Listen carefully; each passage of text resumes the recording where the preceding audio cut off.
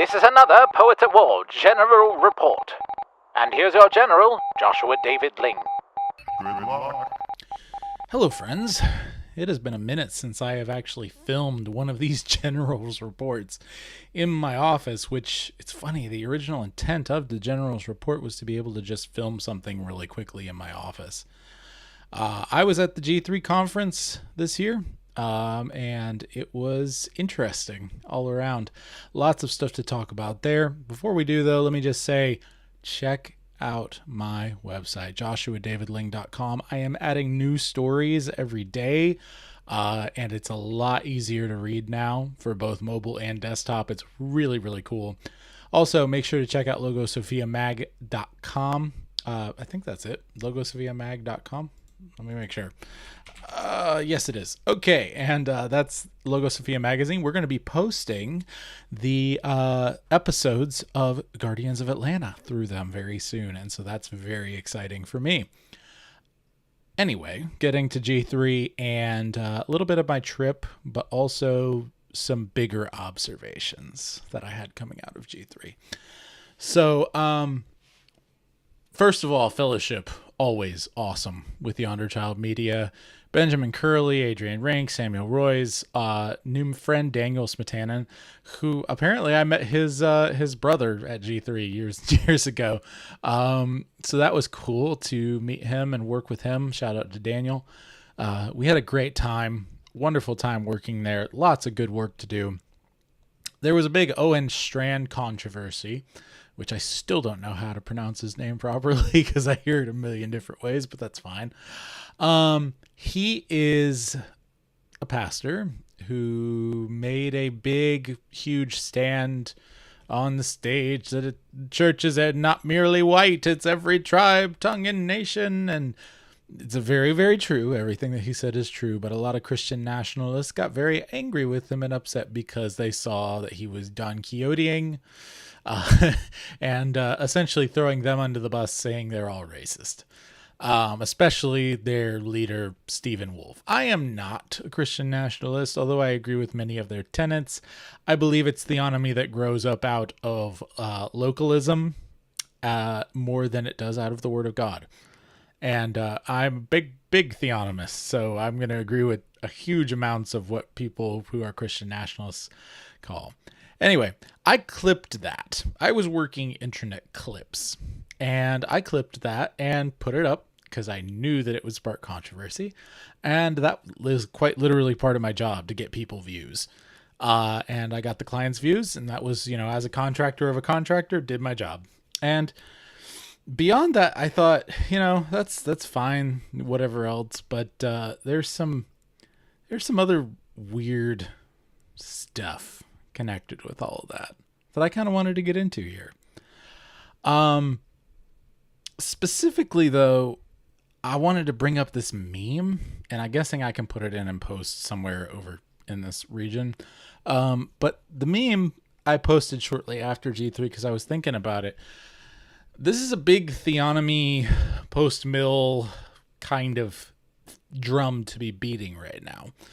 A lot of people, especially those who are Southern dispensationalists, who sometimes unknowingly believe in the annihilation of the physical world at the end of time.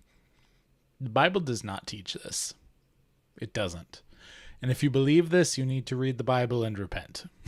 Just straight up.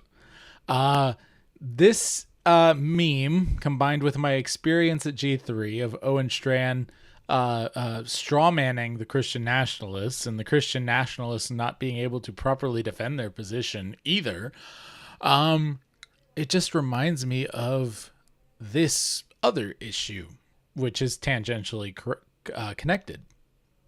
And that is, this world is not my own, I'm just a passing through, And yes, we're pilgrims.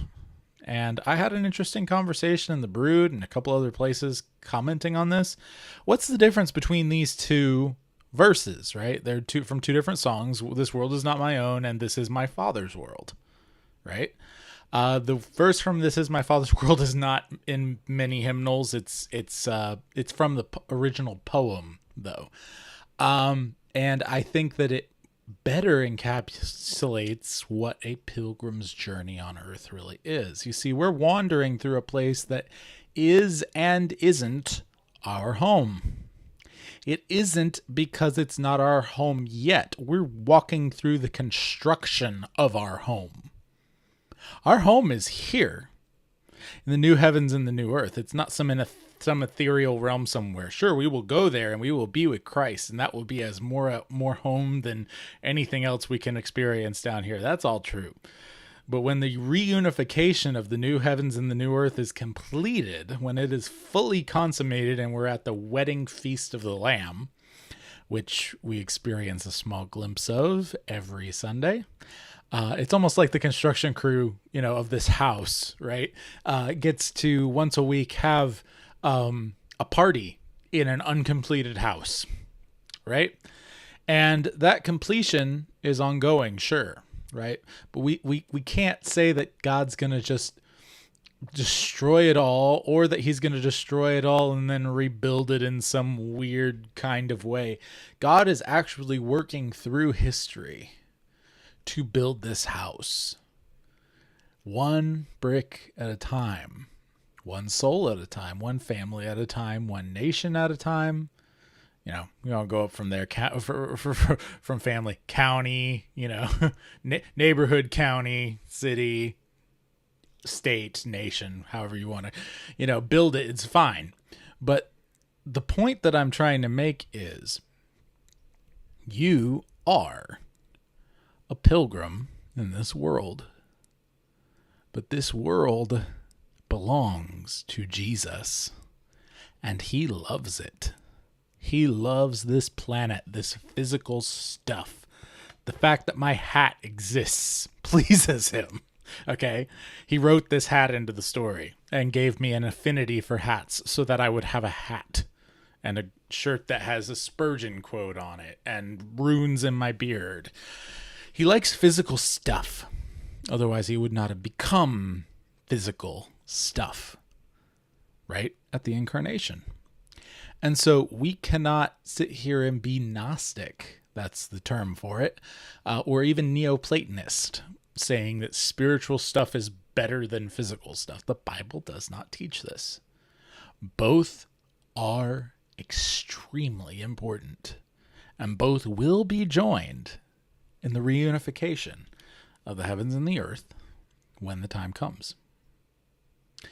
Till then, we continue to bring as much of the heavenly realm to earth as we can through our own natural means and through the supernatural means of the sacraments, the Lord's Supper and baptism, and continue to fill the earth and subdue it. That's what we're called to do. That's what we're created to do. So those are just some thoughts coming out of G3. A couple other fun things, fun tidbits. We rented an Airbnb. It was a giant it was an 8-bedroom, but we had 7 people place, and it was fantastic and fun.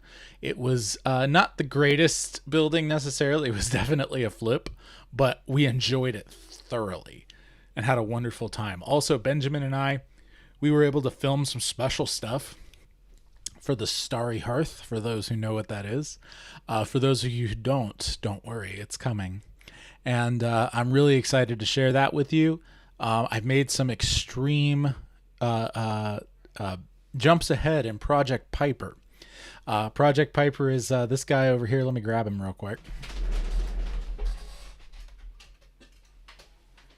For those of you who are watching, Project Piper, and this guy comes up here roughly like that, holds a phone, lets me see it from my perspective, and I have a Bluetooth presenter over here and a Bluetooth media button set over here, and I'm going to be using all of it at once in an amazing bardic storytelling way.